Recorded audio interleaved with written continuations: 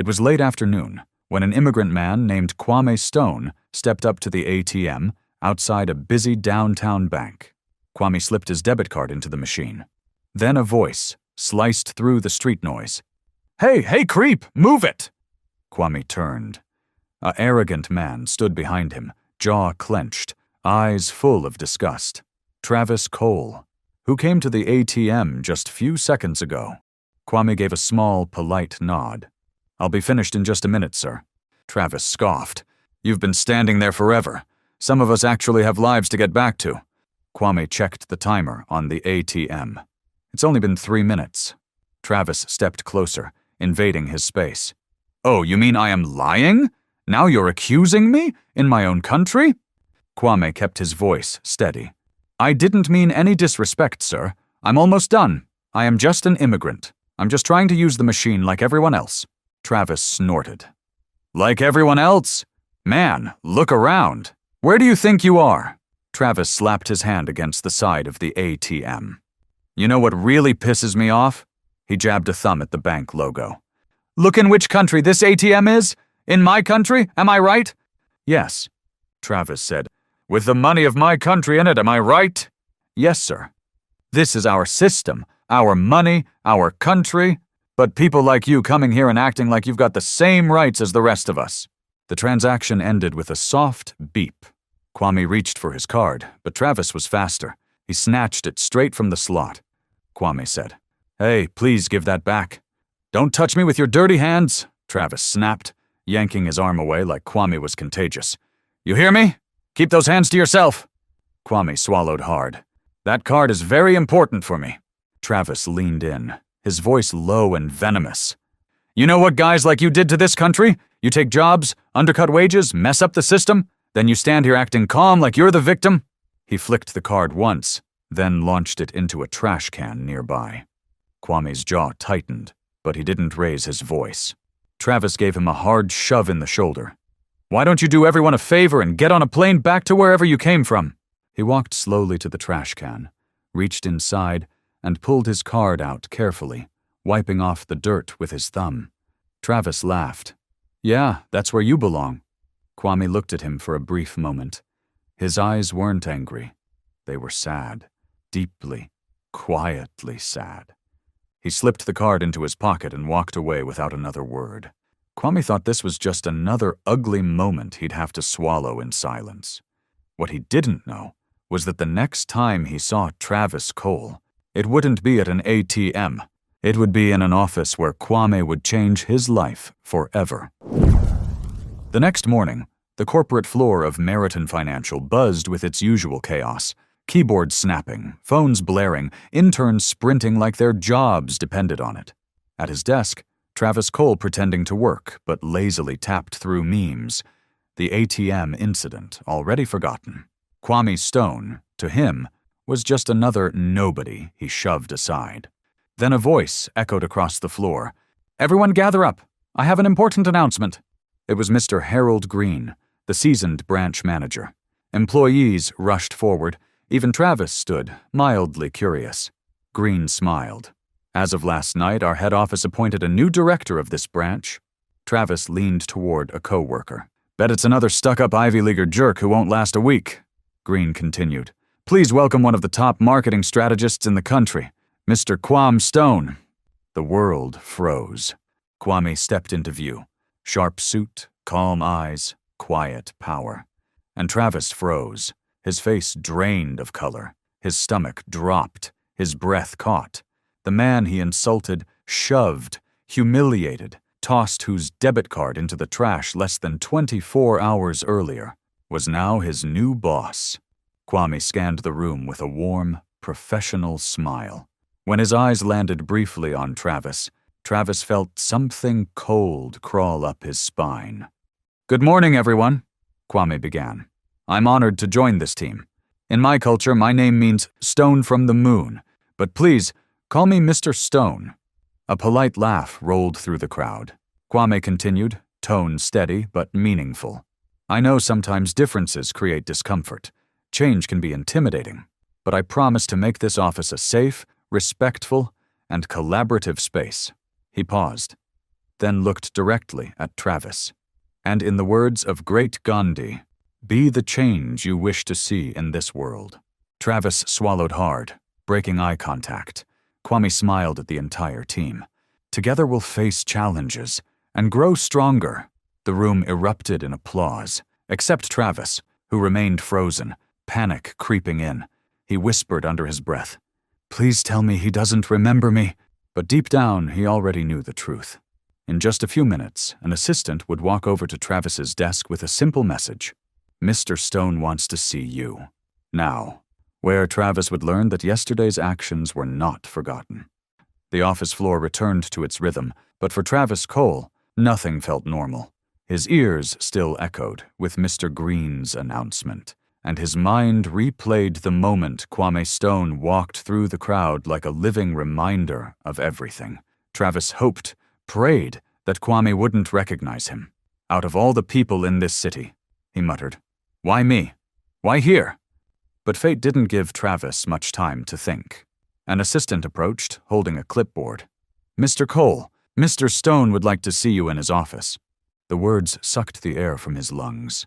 He asked, "Right now?" "Yes, sir. He said it's urgent." Travis felt dozens of eyes on him as he made the long walk across the floor. Every step felt heavier than the last. He paused outside the director's door, trying to steady his breath, and stepped inside. "Come in," Kwame said, voice calm and steady. For a moment, Kwame didn't even look up. "Mr. Cole," he said evenly, "please come in." Travis remained near the doorway, stiff as a board. "Sir, I want to say—" Kwame raised a hand, gently but firmly. "Mr. Cole, haven't you said enough already?" The room fell quiet. Kwame gestured toward a chair. "Please, have a seat." "I'll stand," Travis muttered, still arrogantly. "Then stand," Kwame replied. "But if you're going to stand, at least listen." Travis swallowed hard. Kwame began, "Yesterday you and I experienced a conflict, and disagreements in the workplace will happen. That's life. But racism? That is something I will not tolerate. Not here, not anywhere, not ever."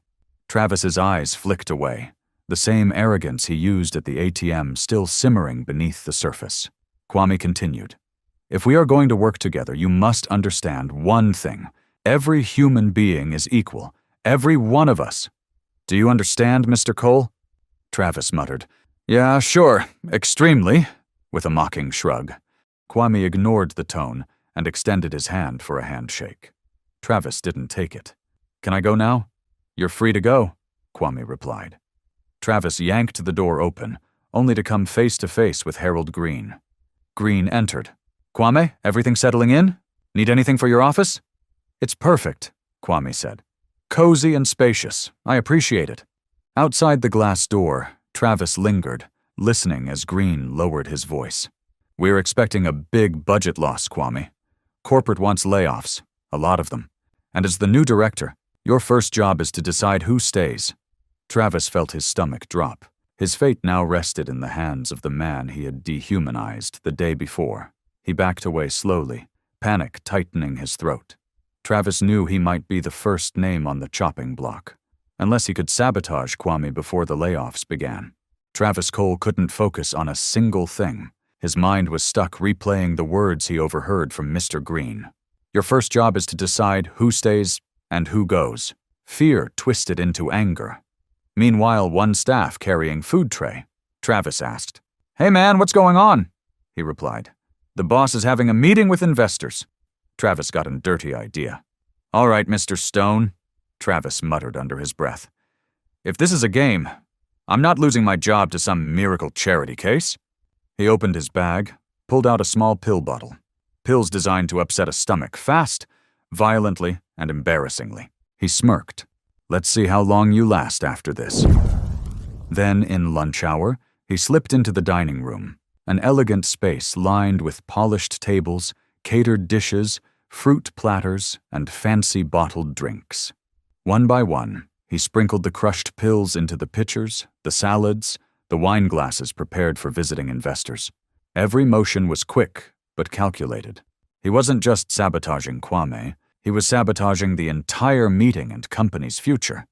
"Bye-bye, new boss," he whispered, pocketing the empty bottle. Just as he turned to leave, he heard voices approaching. The distinct, calm tone of Kwame Stone and the polite chatter of two investors. Travis's heart jumped into his throat. He rushed behind the long curtain near the window, hiding in the narrow space between fabric and wall. His breath shook as the group entered. Kwame stepped in with the investors, smiling warmly. "Ladies and gentlemen," he said, "before we get into business, I wanted to share a taste of African hospitality. A small surprise I prepared for you." The investors cheered lightly. "That's wonderful, Mr. Stone," one said. "People need heart in business." They raised their glasses. "Cheers!" Travis watched silently from behind the curtain, gripping it tightly, waiting for the chaos to unfold. And it did. Fast.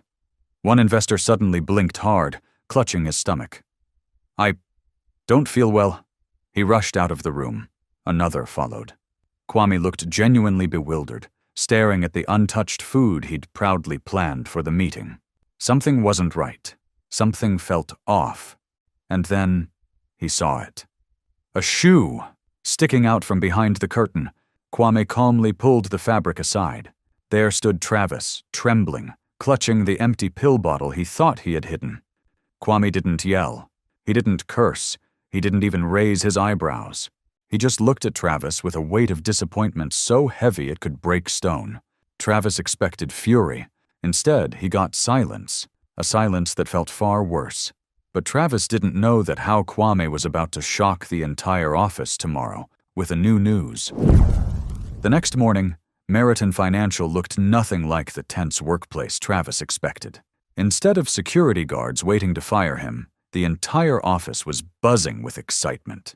Someone had hung a banner on the wall. "Congratulations, team!" Music played. People laughed. Snacks covered the tables. Travis froze. What's happening?" he asked, stunned. "Bro, we're celebrating. Mr. Stone closed a huge 1-year contract yesterday.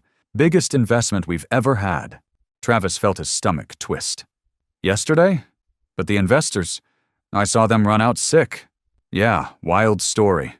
Good thing they already signed the contract hour before that lunch." Travis's face went pale. His entire sabotage had failed before it even began. "And here he is," someone called out. The crowd cheered as Kwame Stone entered, smiling humbly. Kwame raised his hands modestly. "Thank you, everyone. This isn't just my achievement, it's ours. Your hard work made this possible." People clapped harder. Travis stood in the back, shrinking under the weight of his guilt. Kwame continued, voice warm but commanding. "I know many of you heard rumors about layoffs. Many branches across the country are facing them." Silence fell instantly. "But thanks to this new contract, now we have enough investment. So, no one in this branch is losing their job. Not a single person."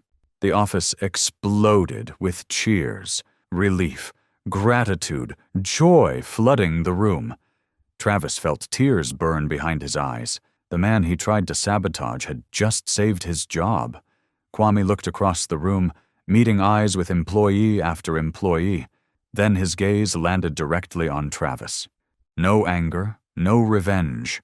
Just quiet disappointment and a depth Travis felt in his chest like a punch.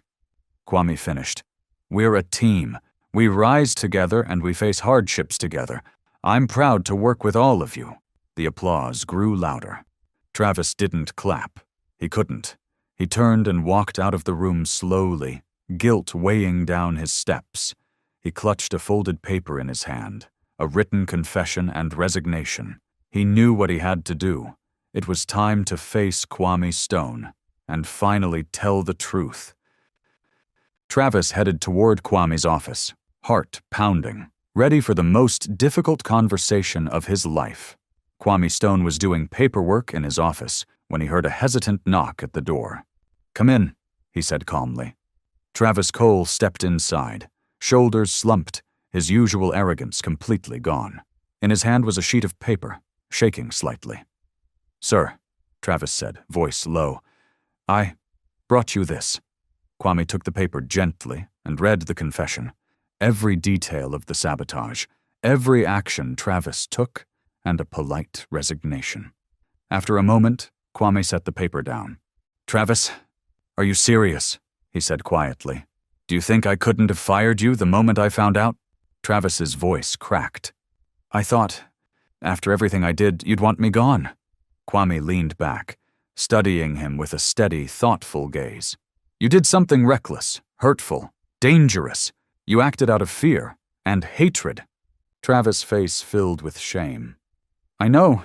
I was stupid, and I'm sorry." Kwame nodded and stood. Then he began. "You know, when I was a boy, I read a story from home, a story about a green serpent named Rova." Travis looked up, confused but listening. Rova lived in a forest full of yellow snakes. He was the only green one. They mocked him, bullied him, pushed him aside, every day. One day, the green serpent finally snapped back, but instead of teaching the others a lesson, it only made them hate him more. Soon, a hunt for the green snakes was started in the forest. Everyone started to hate the green snake. But that's where the story only began. After that, everyone in the forest started to hate all the yellow snakes with green eyes as well, and this went on until all the snakes were taken out, indiscriminately. The hatred spread because nobody stopped it when it started. It consumed them all. Kwame stepped closer, eyes warm yet firm. "Hatred creates more hatred, Travis. Someone has to break the cycle. That is why I did not fire you. If I pushed you out in anger, you'd walk into the world even more bitter than before." Travis felt tears sting his eyes. I didn't deserve that kindness." "No, but you needed it." A long silence settled between them.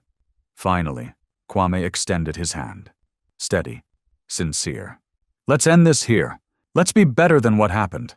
All people are equal, Travis, and everyone deserves a chance to grow." For the first time, Travis didn't hesitate. He took Kwame's hand. "I'm sorry," he whispered. "Truly." Kwame nodded. "I forgive you. Now let's get smart and end racism for good."